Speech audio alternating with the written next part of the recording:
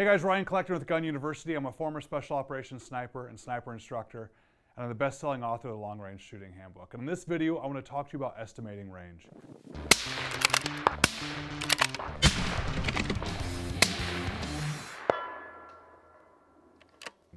You see, when you're shooting long range, the biggest effect on the trajectory of that bullet is going to be gravity.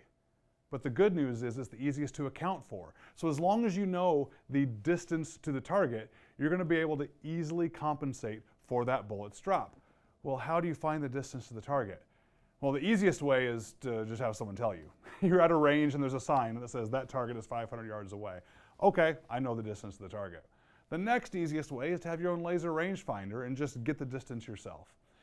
But sometimes you don't have a laser rangefinder. Sometimes your laser rangefinder's batteries die or it broke, and you might need to use alternate methods to estimate to the range of the target. And also, let's be honest, some of you guys like to geek out on this stuff and you just like knowing how to estimate range using math, even though you're probably not ever going to do it in real life. So we're going to cover it here. You can use your reticle if you have graduation marks on your reticle in mils or minutes of angle to estimate the range to the target. Now, it's very rare to see a minute of angle reticle anymore, and almost all reticles are in mils, and so that's what we're going to talk about now, is how to use those mils in your reticle, and knowing the size of the target, make some measurements and do some math, and be able to figure out how far away that target is from you. So the standard formula to figure out a target's distance using mils is you take the size of the target,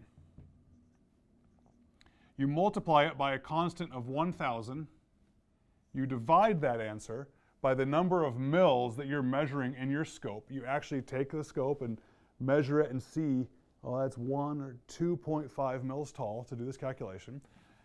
That is going to give you your distance. Now the reason that 1,000 is there as the constant is in the other video when we covered milliradians, we explained how milliradian is just 1/1000th of something. That's why this formula works. Now the size of the target you're dealing with in whatever unit of measurement that is going to be the distance you get.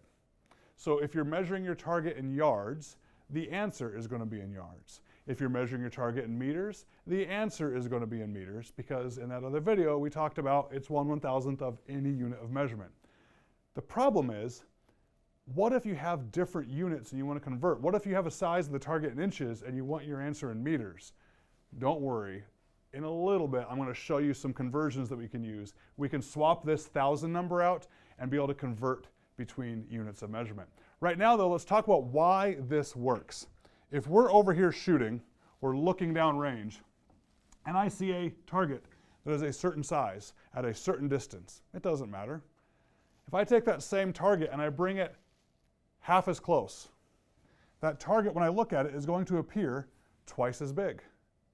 If I bring it half as close again, it's going to appear 4 times as big. That relationship between distance and relative height of an object is what makes this work. The bigger I see it, the bigger this number, the smaller this number. Let me show you what I mean. Let's say we have a target that is exactly 1 meter tall, and I want my distance in meters, so I'm going to use 1,000. Well, if our target size is 1 meter tall, 1 times 1,000 is just 1,000. Well, if I see it as small, I see it as only 1 mil tall in my scope. Well, if I divide that by 1, that target's 1,000 meters away. But if it's twice as close and it's twice as big, I actually now see it in my scope as 2 mils tall. I'm now only 500 meters away.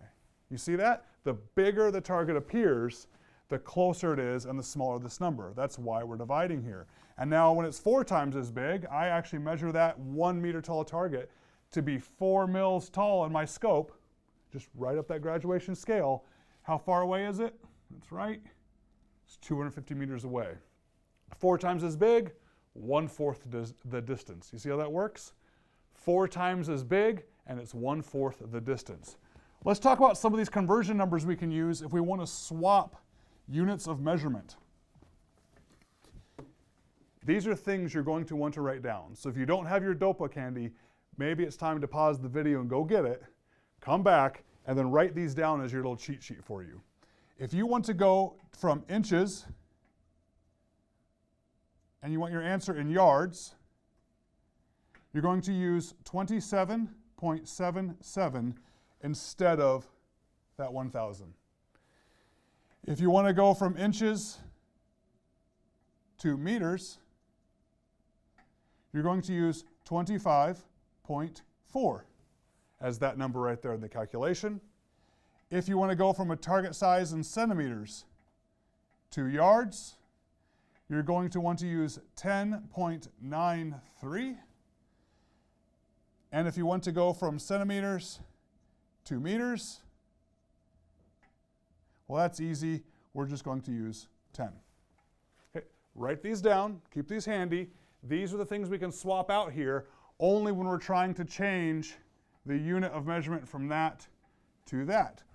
Let's do some math and make an example out of it. So instead of having a even 1 yard or 1 meter tall target, let's go ahead and have it be in inches and get our answer in yards. Okay, we're going to use this new number right now. And it's not going to be an even yard tall, it's going to be half of a yard tall. Okay, well, a yard is 36 inches, so half of a yard is 18 inches. So I have an 18-inch tall target. I know that. I need to know that. 18 inches times my new number, 27.77, equals 499.86. Now let's say I measure that in my scope and I see it as 2 mils tall.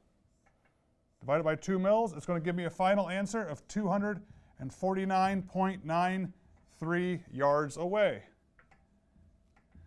Let's just call that 250. I can't shoot the difference between 249.93 and 250, but at 250 yards, I can put my dope on my scope, and I can shoot the target and I can hit it because I now know how far away it is by using my reticle to measure. And this kind of makes sense, right? We took 1 yard, half as tall, and then we did by 2 mils. That's like that same thing we did before where I said it was 1 distance, half the distance, and a fourth the distance. So that 250 yards, we see it there. If that extra part confused you, just pretend I didn't say it. You've got your conversions over here.